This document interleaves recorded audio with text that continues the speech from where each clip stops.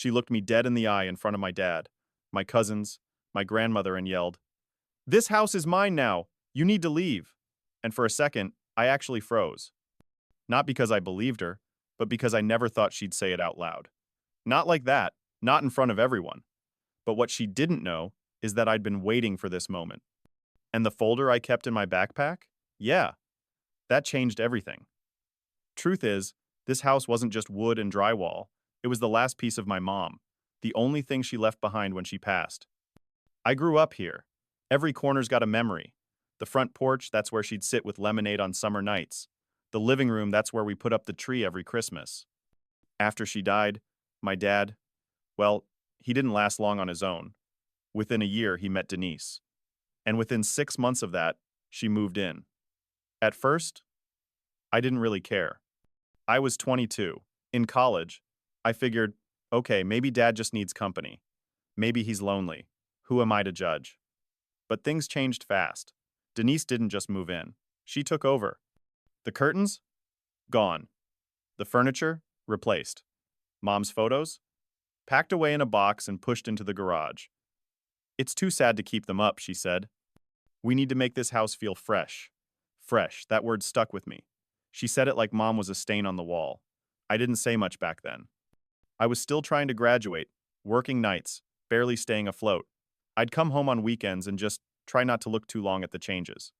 Tried to pretend the house still felt like mine. But deep down, I knew. She was rewriting everything, slowly, quietly. And Dad? He didn't stop her. If anything, he followed her lead. They redecorated, renovated, started calling the place our home. And every time I heard that, something twisted inside me. But I still kept the peace. I helped when I could. Mowed the lawn when they were out of town. Fixed the fence. Painted the damn shutters when they wanted a new look. I showed up. Because I thought, maybe that counted for something. But it didn't. When Dad got sick last year, I dropped everything. Moved back in. Took care of him. Hospital runs, late-night meds, arguments with insurance. Denise wasn't around much. Said she couldn't handle the stress.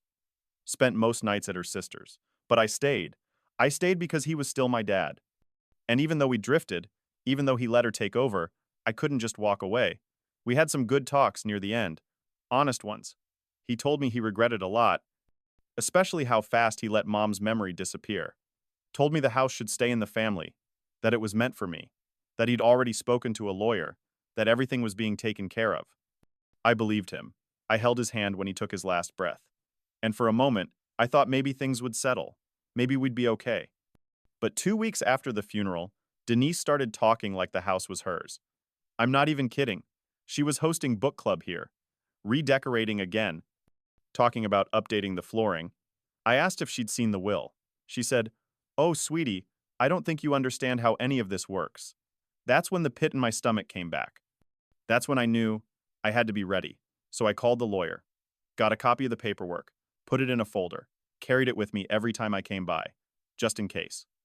And then came the family dinner. Denise invited everyone. My dad's side, my cousins, even my grandmother who hadn't been to that house since mom passed. Said she wanted closure. I wasn't sure what Denise's angle was. Maybe she wanted to prove she was still in charge. Maybe she thought if enough people heard her say it, it'd become true. But whatever the reason, that was the night she snapped. One minute we were eating roast chicken, passing the mashed potatoes. The next, she stood up with a wine glass and said, "It's been a hard few months, but I'm grateful to still have this home, my home." Everyone got real quiet. I looked at her, she looked at me. And then she said it, loud, clear. "This house is mine now, and I don't need anyone's permission to say that." My grandmother gasped. One of my cousins looked down at his plate like he wanted to disappear. And me? I reached into my bag, slowly, calm, and pulled out the folder, set it on the table. And that's where things really began to shift. I didn't slam the folder down. I didn't raise my voice. I just set it gently on the table, right between the gravy bowl and the half-eaten rolls. Denise paused mid-sip. Everyone's eyes shifted first to the folder, then to me. I looked at her, calm. "You sure about that?" I asked. She blinked. "What's that supposed to mean?" "This house," I said. "You're claiming it's yours, in front of everyone. So before you finish your toast, maybe you should take a look at what's inside that folder." The silence in the room got heavier. You could hear the air conditioner kick on in the background. Denise didn't move at first. Then, with that tight little smile she always wore when she thought she had the upper hand, she reached over and opened the folder. First page was the will. My dad's signature. The official seal. All there. She flipped it. Page 2, the statement from the lawyer, confirming the house was to be passed directly to me upon his death, with no transfer of ownership to her. Clear as day. Black and white. She stared at it longer than she needed to, like she was trying to find a loophole that didn't exist. Then she said soft at first, This doesn't mean what you think it means." I raised my eyebrow. "Really?" Because I had the lawyer walk me through every word. I looked around the table. Dad made it clear before he passed. He wanted this house to stay in the family. His family, he told me himself. Denise's lips were pressed so tight they almost disappeared. "I lived here for years. I paid for renovations. I made it a home again after your mother, after you erased her." I cut in. That landed hard. She flinched. And for a moment, I felt something I wasn't expecting. Not anger. Not even satisfaction. Just tired. So tired of pretending. So tired of letting her write the story while I sat in the background. Denise stood there frozen, hand on the folder. She looked at everyone in the room like she was searching for backup, but no one said a word. My grandmother folded her hands. My cousin stared at his plate. Even the aunt who always took Denise's side just looked away. The silence wasn't loud.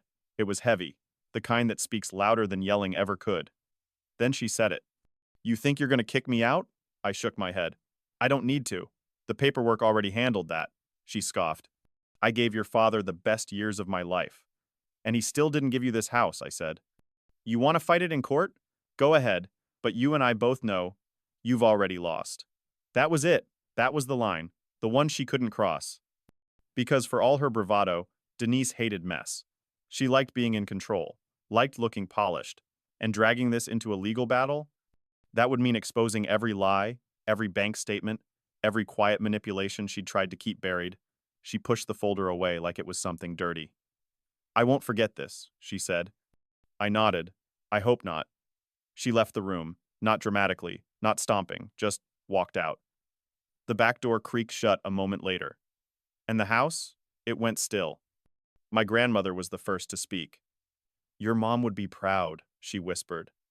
And I damn near lost it right there. I sat down, let out a long breath I didn't know I'd been holding. My cousin poured me a glass of wine. Someone passed the bread like nothing happened. And for the first time in a long time, I felt like I was home again. Not just in a building, but in a space that remembered me, that remembered her, that mattered. Denise didn't come back that night, or the next day. She sent a text saying she'd be staying elsewhere for a while. I didn't reply. I let the silence speak for me. Over the next few weeks, she tried to push back, sent a few legal threats, hired a lawyer. But the will was airtight. My dad made sure of that.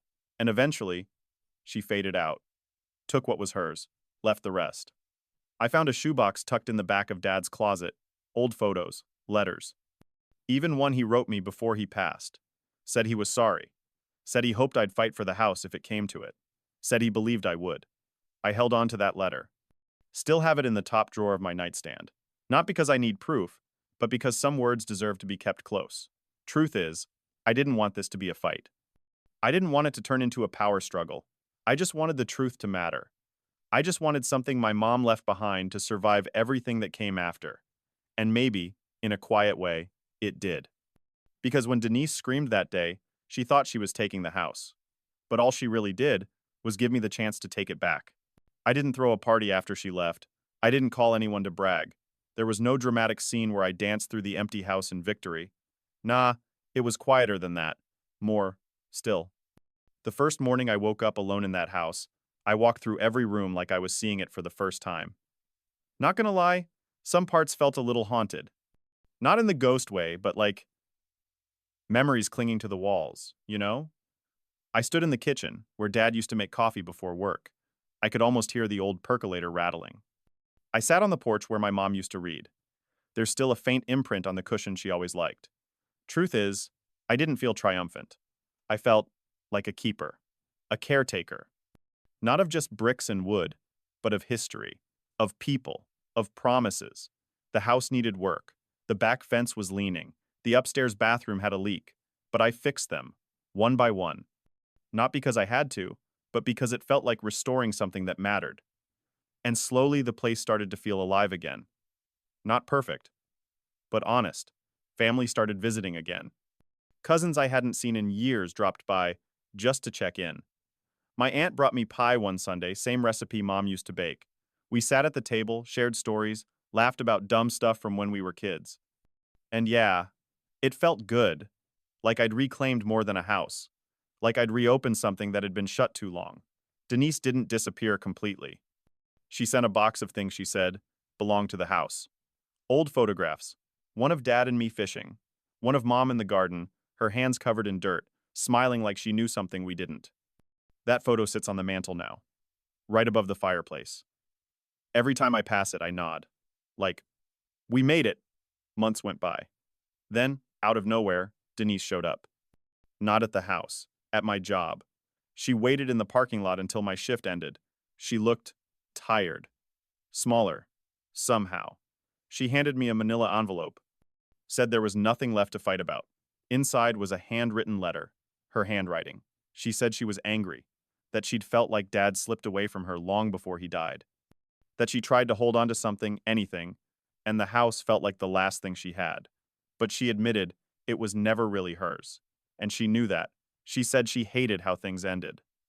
That maybe, in another life, we could have been, not family, but at least not enemies. I didn't respond right away. Took me weeks. Then I sent her a note. Just a simple line. The house is still standing. So am I. I hope you find peace. That's all. Nothing dramatic. Just a close. And that was the twist for me, you know? I thought revenge would feel louder, harsher, more like a fire. But it felt more like turning off a light. Quiet. Final. I still live in the house. Still fix things as they break. Still walk by the garden and wonder how my mom got those roses to bloom the way she did. Every now and then I sit on the porch with a beer, watch the sun go down. And yeah, sometimes I think about Denise. About Dad. About the weird, tangled ways family works. But mostly, I think about how, in that one moment, when she screamed, "This house is mine," she didn't realize what she was really doing. She gave me a reason to speak, to stand up, to claim what was already mine, and in doing that, she gave me back more than a house. She gave me back myself.